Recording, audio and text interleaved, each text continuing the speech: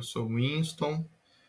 Hoje vou apresentar os resultados do grupo 3 para a Postec, Desafio, FIAP, Alura, para o nosso modelo preditivo de regressão dos valores dos custos médicos individuais, fase 1.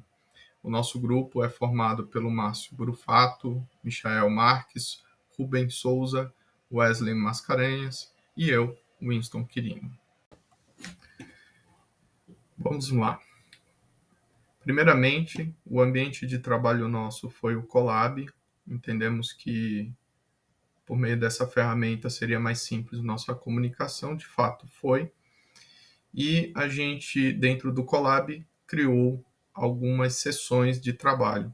A primeira delas foi análise exploratória dos dados, depois processamento, uma área para seleção de modelos, ajuste de hiperparâmetros, treinamentos e avaliação dos modelos e, por fim, uma área para trabalhar os resultados.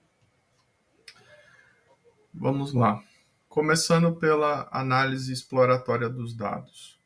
Nós utilizamos o arquivo que está disponível no GitHub do curso. Iniciamos fazendo a compreensão dos dados. Então, a gente verificou quais os nomes das colunas, um pouco do tamanho do arquivo. Percebemos que o arquivo tem 1338 linhas. Verificamos também a estrutura de dados que está envolvida nessas colunas e percebemos que nenhuma dessas colunas está com valor nulo, que é uma parte importante. Então, a gente só fez aqui o comando do SNU sum para confirmar isso aí e levantamos uma pequena descrição dos nossos dados e percebemos aqui, vamos dizer assim, a confirmação da quantidade de linhas, a média de idade, de massa corporal, de crianças por dado e a média de custo financeiro individual, custos médicos financeiros individuais. Desvio padrão, valor mínimo, valor e aqui os quartis e o valor máximo. A gente passou para fazer uma análise gráfica para explorar um pouco mais os dados. Vimos a distribuição de idade dessas pessoas. Ela se concentra em pessoas da faixa de 20 anos, mas nos demais, exceto aqui pela faixa de 40 anos, é bem regular. Nosso conjunto de dados ele está, vamos dizer assim, bem distribuído. A gente fez os gráficos box plot. Eles, no caso da idade, não trouxe muito indicação de outliers. No caso de sexo, está uma leve predominância para o sexo masculino, mas a gente também entende que é muito pouco diante da nossa massa de dados. E aqui o índice corporal, o valor BMI, a gente percebeu que, vamos dizer assim, na faixa que está entre 20 e 40 anos, está a maior concentração de pessoas com IMC alto. E aí a gente consegue ver também que outliers acontece após os 45 anos.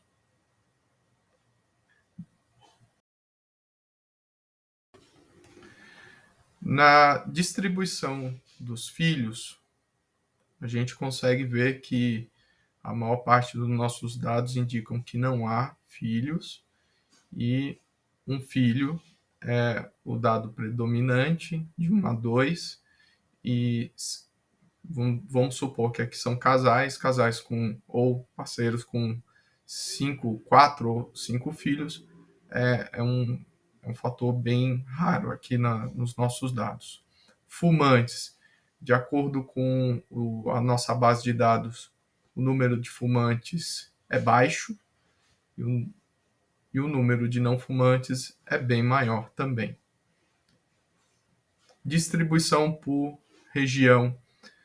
Podemos dizer que ele está relativamente equilibrado nas 4 regiões. Tem uma predominância muito leve aqui para Southwest, né? Então, não muda muito. Vamos lá, custos médicos. Dá para ver aqui que a gente tem uma concentração maior em um custo médio baixo nessa nossa massa de dados, e quem acaba pagando mais, de fato, é uma quantidade muito pequena dos nossos dados. E aí a gente rodou aqui uma função onde a gente conseguiu mensurar, utilizando o Z-score, mensurar e identificar a quantidade de outliers. A gente conseguiu, rodando aqui, a gente entende que o número de outliers está aqui da nossa massa. São 7, e aí a gente indicou aqui em vermelho onde eles estão, tá bem interessante.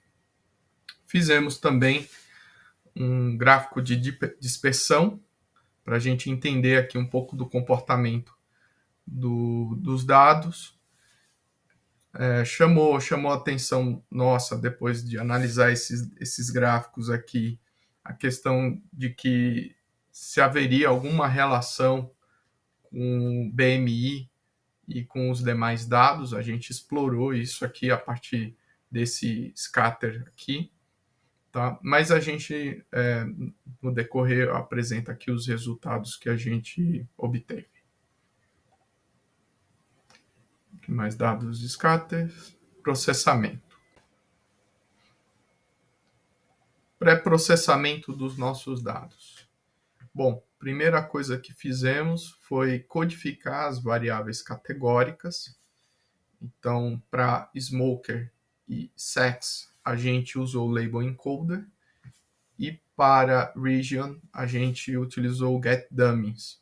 Então, estava aqui fácil, né? Então, a gente tinha uma coluna que tinha valores 0 ou 1, então isso aqui a gente simplesmente converteu, e a outra coluna Region, que envolviam 4 regiões, a gente preferiu criar 4 novas colunas, iniciando a palavra aqui Region, e aí o valor do conteúdo passou a ser a coluna aqui. Bom, a nossa matriz de correlação com as variáveis categóricas codificadas acabou ficando assim. A gente chamou de matriz correlação 2 porque a gente, em algum momento, fez a matriz de correlação versão 1. Na matriz de correlação 2, foi possível perceber que há uma forte correlação entre os custos e fumantes. Num segundo momento, conseguimos olhar a relação entre idade e custos também. E aí, o terceiro dado que nos chamou a atenção foi o BMI com a região Southwest. Bom, tratamento de dados ausentes não foi necessário, todos os dados estavam, vamos dizer assim, não haviam dados nulos. A normalização dos dados. Trabalhamos aqui com o Standard Scaler e com o Min-Max Scaler. A gente decidiu fazer isso porque a gente queria ver se aconteceria alguma diferença entre esses dois modos de normalização de dados que trouxesse um resultado relevante. No fim, a gente concluiu que não, poderia utilizar qualquer um, inclusive os dados não normalizados, que os resultados seriam muito próximos e indicariam basicamente o resultado que a gente obteve aqui, tá? Seleção do modelo. Bom, a gente carregou os dados não normalizados, os dados normalizamos usando o Standard e também usando o Min-Max Scaler. criamos aqui uma função para que a gente pudesse testar antecipadamente, sem nenhuma alteração de hiperparâmetro, qual modelo seria o mais adequado para os nossos dados. A gente queria ter uma noção antecipada de como esses modelos se comportariam diante dos dados que a gente passou aqui. Então, a gente fez o setup da normalização. Essa função, ela permite que a gente rode o mesmo exemplo escolhendo dados não normalizados ou normalizados utilizando o standard ou o min-max. Então, tem que rodar 3 vezes, obviamente, para poder obter o resultado, mas a gente percebeu que qualquer um deles estavam dando dados indicando o mesmo modelo e até mesmo as diferenças ficavam próximas. Então, seguimos aqui. Embora a gente tenha percebido qual modelo, nesse momento, ele se aproximava de ser o modelo ideal aqui para o nosso trabalho, a gente decidiu rodar uma função que passasse por todos esses modelos e indicasse para a gente qual seria o melhor hiperparâmetro para ele. Bom, aqui apareceu uma surpresa. Inicialmente, a gente estava trabalhando sempre com o Gradient Boosting como o melhor modelo de todos aqui. É possível ver até que a diferença do resultado do MSE entre os dois é grande. Então, a gente confiou muito aqui. E aí, na dúvida, a gente rodou o parâmetro para todos os hiperparâmetros, obteve a resposta desses hiperparâmetros, e aí a gente passa aqui ao treinamento e avaliação do modelo. Fizemos treinamento e avaliação de todos os modelos. No treinamento e avaliação dos modelos, a gente criou uma função para remover os outliers, e essa função, e criamos uma outra função que treina o modelo e retorna os valores dele. Como a gente tem situações com e sem outliers, a gente queria também observar o comportamento dos outliers no nosso modelo. A gente criou essa variável outliers aqui e a gente observa o que está acontecendo. Então, no momento que a gente passa o dado de treino, a gente passa com e sem outliers. E aí a gente informa isso aqui para que a gente possa, lá no final, avaliar os resultados de todos esses modelos. Então, a gente fez o setup do modelo, treinamos o modelo, e aí os outliers, no nosso caso, eles foram removidos nos dados de teste, de treino. Então, a gente, ao treinar, obtemos esse resultado e criamos um novo conjunto de dados treinados sem outliers. Então, rodamos todos os modelos que havíamos listados anteriormente. O primeiro aqui é o Linear Regression. Depois rodamos o RID, Decision Tree, o XGBoost, o Regressor, o SVR, Lasso, KNN e o Gradient Boosting Regressor aqui e o Randall Forest. A gente rodou esses caras e obtemos um data frame de resultados, que é o que a gente vinha coletando durante a execução desses modelos. Primeiramente pivotamos em cima da coluna modelo, fizemos índice modelo em cima da coluna outliers.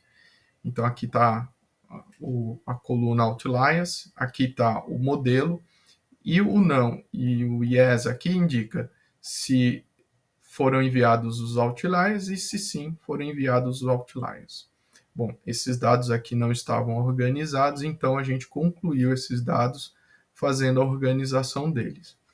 Inicialmente, como eu disse, a gente estava focando muito no gradiente, mas após a hiperparametrização dele, a gente obteve um resultado melhor para o XGBoost Regressor. E qual é o nosso parâmetro aqui de decisão se o modelo é melhor ou não? A gente está trabalhando em cima do RMSE. No entanto, embora ele em si tenha sido de fato o melhor de todos, o nosso R2 também, para ele, também foi melhor do que os outros. Há uma ordenação aqui. Dessa forma, concluímos que o XGBoost Regression ele é o nosso melhor modelo, de acordo com a maneira como trabalhamos nossos dados. Ele respondeu com um R2 de 0,88, 39 e um RMSE de 4.244,85. Em ambos os casos, ele ainda assim é o melhor modelo diante dos outros, em comparação aos outros. Finalizamos nossa análise concluindo que o XGBoost é o nosso modelo e criamos um pequeno código aqui que salva esse modelo para utilização em outras aplicações, em outros sistemas. E vou passar agora a apresentação para o colega Márcio Brufato, que preparou um sistema web utilizando esse modelo e de maneira simplificada e visual, como que isso poderia ser utilizado em um outro sistema. Então, quando a gente pega aqui, vamos colocar uma pessoa de 33 anos,